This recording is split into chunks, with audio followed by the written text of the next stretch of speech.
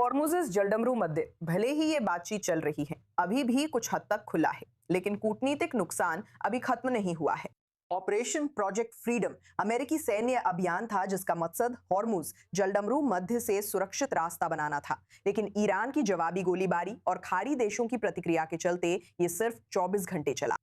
Wall street journal की report के अनुसार सऊदी अरब ने सुरक्षा अभियान के लिए अमेरिका को शुरू में अपने ठिकानों और हवाई क्षेत्र का इस्तेमाल करने से रोका, जिससे युद्ध के दौरान वॉशिंगटन और रियाद के बीच बड़ी दरार उजागर हुई। खाड़ी देशों की दुविधा ये है कि वे अमेरिकी सुरक्षा तो चाहते हैं, लेकिन वे खुद को युद्ध का मैदान नहीं बनाना चाहते। हमारे साथ और अधिक चर्चा करने और नजरिया देने के लिए हमारे साथ जुड़ रहे हैं एम्बेसडर मार्क सीवर्स, जो ओमान में अमेरिका के पूर्व राजदूत रह चुके हैं। एम्बेसडर, आज i24 न्यूज इंग्लिश पर हमारे साथ जुड़ने के लिए आपका बहुत बहुत धन्यवाद। मुझे पता है ये सिर्फ एक रिपोर्ट है, लेकिन चलिए जमीन पर क्या हो रहा है इस पर बात करते हैं। क्या युद्ध के बाद अमेरिका सऊदी संबंधों में बदलाव दिख रहे हैं या अभी कहना जल्दी है? मैं कहूंगा कि अभी ऐसा कहना बहुत जल्दी होगा, और वॉल स्ट्रीट जर्नल में जो रिपोर्ट आई है वो उनकी पहली रिपोर्ट नहीं है। मुझे लगता है उन्होंने कुछ हफ्ते पहले कहा था कि प्रोजेक्ट फ्रीडम 24 घंटे बाद रोक दिया गया था, क्योंकि सऊदी अरब और मुझे लगता है कि मूल रिपोर्ट में कुवैत का भी जिक्र था, उन्होंने संयुक्त राज्य अमेरिका को अपने ठिकानों तक पहुंच देने से इनकार कर दिया था। बिल्कुल, इन बातों की स्थानीय रूप से कोई पुष्टि नहीं हुई है, लेकिन ऐसा लगता है कि आज की कहानी अलग अलग देशों के कई स्रोतों पर आधारित है, तो ये शायद सही ही है। ऐसी बातें वॉशिंगटन को बिल्कुल पसंद नहीं आती जब ऐसा होता है, लेकिन सऊदी अरब और संयुक्त राज्य अमेरिका के बीच का रिश्ता बहुत पुराना, जटिल और महत्वपूर्ण है। मुझे नहीं लगता कि यह रिश्ता सिर्फ इसी मुद्दे से तय होगा, लेकिन जब युद्ध खत्म हो जाएगा, मुझे लगता है कि यह तय करने के लिए बहुत सारी रणनीति बनाई जाएगी कि युद्ध के अंत में संयुक्त राज्य अमेरिका के अलग अलग खाड़ी देशों के साथ संबंध किस स्थिति में होंगे। जब सऊदी अरब की बात आती है तो भविष्य में वो अमेरिकी सैन्य समर्थन पर कम और अन्य साझेदारों पर, जैसे कि पाकिस्तान, जिसने पिछले साल ही ये आपसी रक्षा समझौता किया था, उस पर अधिक निर्भर होने की कोशिश कैसे कर सकता है? तो अब पाकिस्तान सऊदी अरब का साझेदार है, और ऐसा लगता है कि सऊदी में किसी तरह की पाकिस्तानी सैन्य तैनाती भी है। सऊदी अरब पर ईरान की तरफ से काफी समय से कोई हमला नहीं हुआ है। पहले जब दुश्मनी थी तब ऐसा हुआ करता था, लेकिन कम से कम जब से राष्ट्रपति ट्रंप ने युद्ध विराम की घोषणा की है, ईरानियों ने बहरीन और कुवैत पर हमला किया है, और यहां तक कि और यूएई पर भी। मुझे नहीं लगता कि तब से उन्होंने सऊदी अरब पर हमला किया, तो शायद पर्दे के पीछे कुछ चैनल्स चल रहे हैं। मुझे यकीन है कि कतरियों के ईरानियों के साथ अपने खुद के चैनल्स हैं, और इन देशों में से हर एक अपने अपने तरीके से थोड़ा अलग अंदाज में चाल चल रहा है। राजू जी, आपके ओमानी अनुभव को देखते हुए ओमान वॉशिंगटन और तेहरान के साथ, खासकर होर्मुज जलडमरू मध्य में अपने संबंधों को कैसे संतुलित करता है? अगर ईरान सेफ के जरिए शुल्क या सुरक्षित पारगमन मांगे तो ओमान पर क्या दबाव होगा? तो होर्मुज जलडमरू मध्य वास्तव में या तो ओमानी क्षेत्रीय जल में है या ईरानी क्षेत्रीय जल में, और इसके जरिए दो रास्ते हैं, दक्षिणी और उत्तरी। ईरानियों ने युद्ध की शुरुआत में ही ओमानियों के साथ जलडमरू मध्य पर बातचीत शुरू कर दी थी। शायद मार्च में, मुझे लगता है पहली रिपोर्ट यही थी कि उनकी बातचीत चल रही थी। शुरुआत में ओमानियों ने कहा कि वे अंतर्राष्ट्रीय कानून का समर्थन करते हैं और शुल्क लगाने की कोशिशों का विरोध करते हैं। बाद में ईरानियों ने कहा कि ओमान ईरान के साथ समन्वय में जलडमरू मध्य से गुजरने वाले यातायात का संयुक्त रूप से प्रबंधन करेगा। मुझे नहीं लगता कि ओमान ने इसे स्वीकार किया है, लेकिन मुझे यह भी नहीं लगता कि वे इस विचार का उतना कड़ा विरोध कर रहे हैं। तो ये देखना होगा कि आगे चल के ये सब कैसे होता है।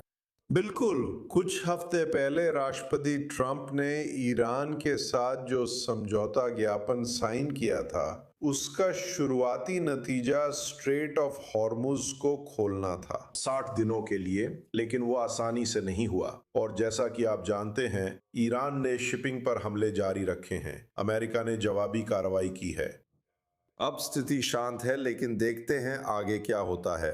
पिछले हफ्ते बहरीन और कुवैत पर भी हमले हुए थे, तो यूएई क्या कर सकता है? जलडमरू मध्य पर शुल्क लगाने के ईरानी प्रयास का मुकाबला करने के लिए यूएई कौन से कदम उठा सकता है? क्योंकि वो भी जलडमरू मध्य के पास स्थित है और जहाजों की दिशा पर निर्भर करता है। सही है। तो यूएई की भी इस जलडमरू मध्य में बड़ी हिस्सेदारी है। मुझे लगता है कि यूएई ने खाड़ी देशों में सबसे मजबूत स्थिति अपनाई है जो ईरान के पास है। ईरान के व्यवहार ने दिखा दिया है कि उस पर भरोसा नहीं किया जा सकता और वो एक खतरा है। मुझे लगता है युद्ध शुरू होने से पहले सभी ने सार्वजनिक रूप से अमेरिका से युद्ध में न जाने की अपील की थी, लेकिन जैसे जैसे ये चलता गया, अलग अलग देशों ने अलग अलग रुख अपना लिए हैं। राजदूत मार्क सेवर्स, आज 24 न्यूज इंग्लिश पर हमारे साथ जुड़ने और अपनी समझदारी साझा करने के लिए धन्यवाद। बहुत धन्यवाद, खुशी हुई।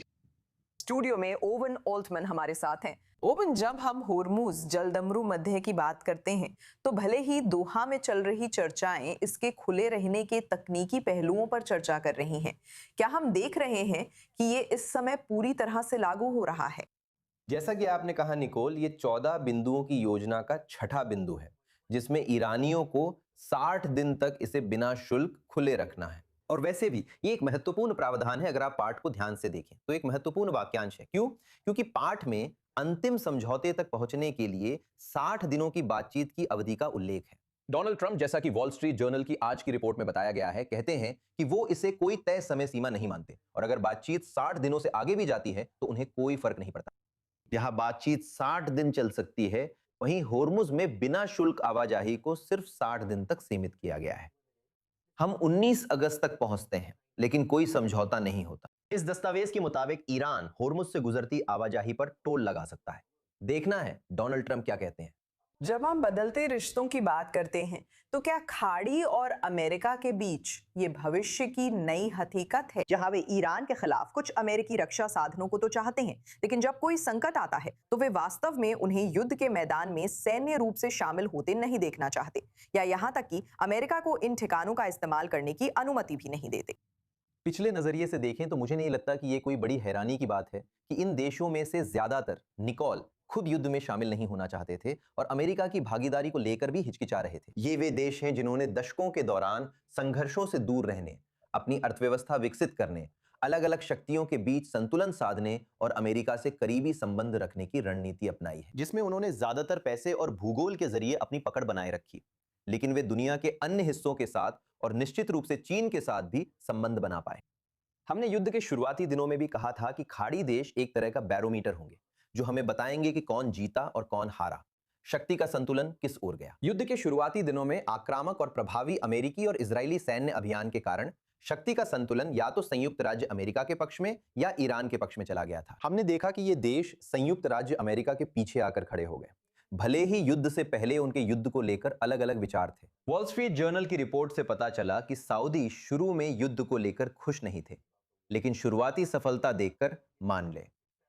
लेकिन जैसे जैसे परिस्थितियां बदली और ईरानियों ने रणनीतिक रूप से कुछ उपलब्धियां हासिल की, अब हम देखते हैं कि सऊदी अरब ईरान की ओर अधिक झुकाव दिखा रहा है, जिससे संयुक्त राज्य अमेरिका की संभावित प्रतिक्रिया पैदा हो रही है, जो वॉल स्ट्रीट जर्नल की इस रिपोर्ट के अनुसार सऊदी अरब को ज्यादा परेशान नहीं करती और इसे वे शक्ति संतुलन का संकेत मानते हैं, कम से कम जैसा कि वे इसे रियाद में देखते हैं। ओवन ओल्टमन, विश्लेषण के लिए धन्यवाद।